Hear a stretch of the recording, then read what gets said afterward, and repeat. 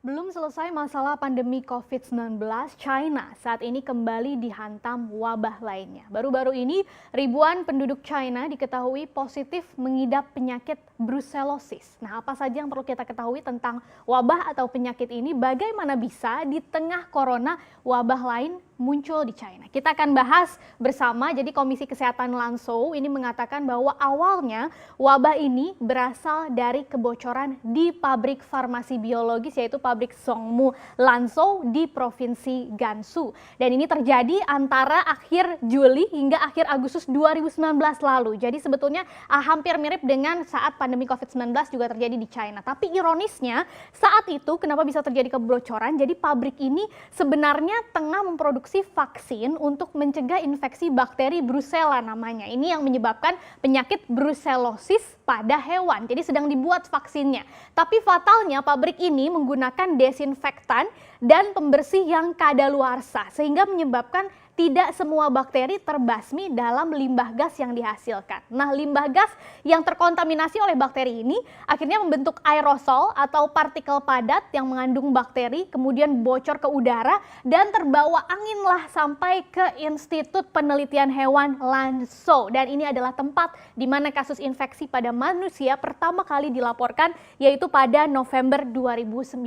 Sejak saat itu, kasus infeksi brucellosis ini dengan cepat meningkat sampai akhirnya pada akhir Desember 2019 tercatat, ini menurut kantor berita pemerintah China Xinhua, setidaknya ada 181 orang yang terinfeksi ini di institut yang penelitian hewan tadi, termasuk juga di dalamnya ada mahasiswa atau anggota Universitas Lanzhou yang telah terinfeksi.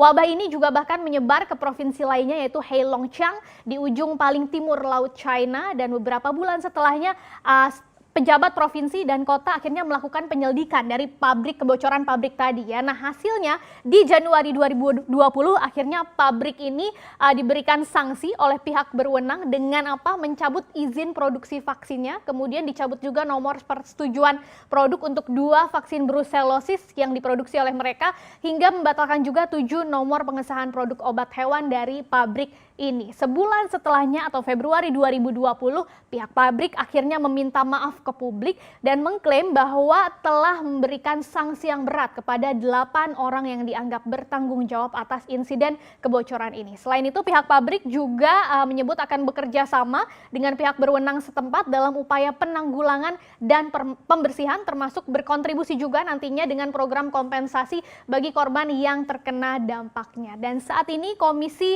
Kesehatan Lanzhou mencatat setidaknya dari awalnya hanya ratusan orang, sekarang sudah ada 3.245 orang yang telah terjangkit penyakit ini. Secara total, pihak berwenang juga sudah menguji hampir 22.000 orang dari total 2,9 juta penduduk kota Lanzhou. Nah, apa nih yang harus kita ketahui tentang penyakit brucellosis ini? Seperti yang tadi sudah disebutkan ya di awal, bagaimana penyakit ini adalah penyakit yang dikenal juga sebagai demam Malta atau demam Mediterania, dan ini penyakit yang disebabkan oleh bakteri Brucella, dan bakteri ini itu bisa menginfeksi baik manusia ataupun hewan. Tapi pada umumnya ini menginfeksi hewan-hewan ternak, misalnya domba, kemudian sapi, kambing, babi atau anjing dan yang lain-lainnya. Dan bakteri ini bisa menular ke manusia dengan cara apa? Yang pertama, baik dengan menghirup udara yang terkontaminasi bakteri seperti yang terjadi di China saat ini, dan bisa juga lewat kontak langsung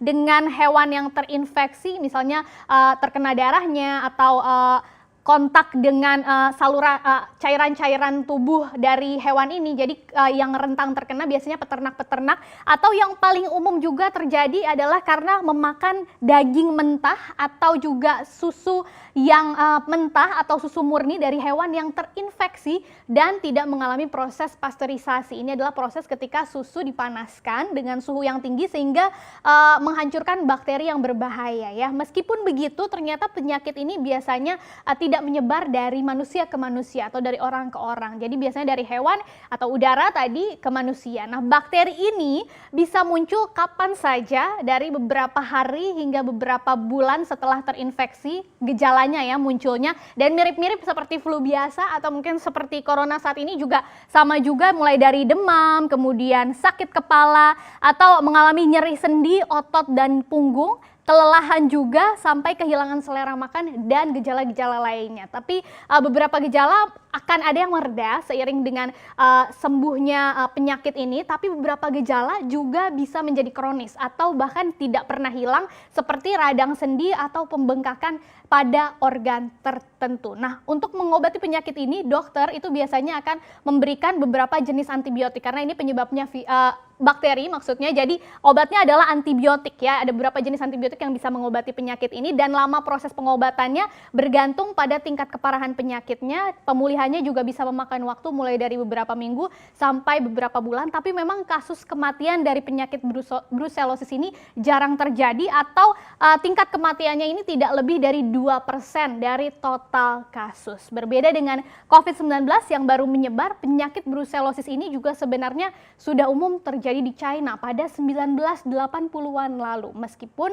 sejak saat itu kasusnya menurun seiring dengan sudah ada vaksinnya dan pencegahan serta pengendalian penyakit yang lebih baik juga dilakukan China dan beberapa negara lain yang pernah mengalami wabah ini juga. Dan China juga selain dari wabah brucellosis ini sebetulnya sudah menghadapi berbagai wabah lainnya. Kita juga pasti tahu ya, selain pandemi COVID-19 yang sekarang sedang kita hadapi bersama, sebelum-sebelumnya China juga sudah menghadapi wabah lainnya. Salah satunya yang cukup terkenal adalah flu burung. Ini memang pertama kali merebaknya di Italia pada tahun 1878 lalu. Kemudian di Maret 1997 baru flu burung dengan subtipenya H5N1 waktu itu mulai menjangkiti peternakan ayam di Hong Kong sampai kemudian baru menular ke manusia. Dan hal yang sama juga terjadi di tahun selanjutnya, Februari 2003. Virus H5N1 ini kemudian menjadi perhatian utama para ahli karena mutasinya sangat cepat dan di Indonesia juga pernah terjadi mulai merebak pada Oktober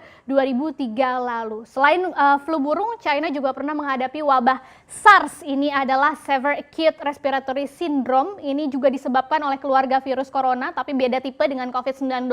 Wabah ini pertama kali merebak di provinsi Guangdong, China pada November 2002 sebelum akhirnya menyebar juga ke berbagai negara lain dan memicu kepanikan di mana-mana seperti COVID-19 juga, tapi jumlah kasus SARS jauh lebih sedikit dari COVID-19.